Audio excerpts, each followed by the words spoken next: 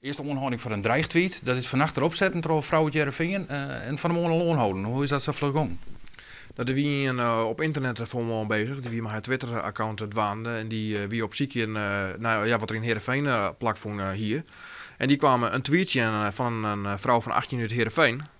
Werd die vrouw inzetten dat zij de inwoners van Heerenveen wat onwaans zoer. Nou, degene die op dat moment dwaande maar haar Twitter-account en die vertrouwde dat net helemaal. Die ziet van ja, wat hier staat, dat ken het door de beugel.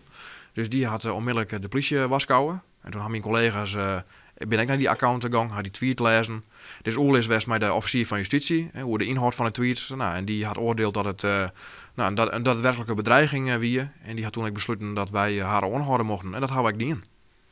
Is er dan een speciale afdeling of mensen die er dan speciaal op zitten? Of ja, het is een tippenwest in dit geval, maar dat er dan vlug naar Sjoenburg in waar het daarachter zit? Nou, inderdaad. We hebben mensen in Chance die dat heel makkelijk en heel snel dwang kennen. Maar in dit geval weer er dus iemand die u daarop op wees. En vandaar dat wij dus echt snel actie ondernemen konden. Het wat concreter was als alleen een D onder Heerenveeners of zo bijvoorbeeld? Ja, dat klopt. Het wie inderdaad wat concreter. En we zorgen dat mensen heel vaak samen dingen op internet te plaatsen zonder echt binnen te denken.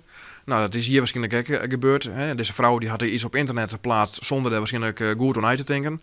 En daar vallen mensen oer. Hè. In dit geval dus ook. En die shot die denkt, ja, dit ken het. En die loopt bij u onder bellen. Nou, wij gaan vervolgens dat bericht checken en dan komen wij tot de conclusie, ja, wat is dat ken echt net.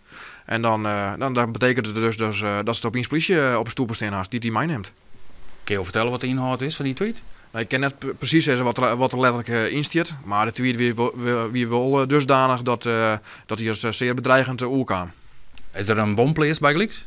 Nou, deze vrouw hier gewoon dat ze de inwoners van Heerenveen dat ze iets onwaan woer, ze woer ze deermaatje. En nou ja, en dat is natuurlijk heel bedreigend. Ja. Dus niet een concreet dat er een bom of een wapen in speelde.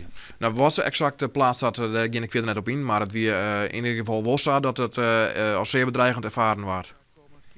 Zeg je meer nou ik een verbonden met Oslo en de omslag die daar plak van had? Nee, dat denken wij net. We denken dat dit een vrouw is die het zonder goed na te denken een tweet de wereld in slingeren had. En zich net realiseerd had wat de consequenties daarvan binnen. Want ja, je joggt maar, hè. Je plaatst 's nachts iets op internet en morgen zit je al op het politiebureau. En dat had deze vrouw waarschijnlijk ook net wild. Nou, is dit de eerste keer dat je hem daar hier in Friesland niet voor onhouden, maar gebeurt dit vaker? Nou, we zorgen met name op Twitter hè, dat er heel veel dreigementen de wereld inslingeren worden. Die zijn wat serieuzer dan de oren. Er is zelfs een speciale website die dat al hier bijhoudt.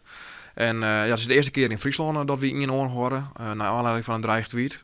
Maar in Greensland is lezen jongen houden en ook elders in het land weer regelmatig mensen aanhouden die het via internet. Dus net alleen maar via Twitter, maar ook bijvoorbeeld via Hives, Facebook of social media dreigementen uiten.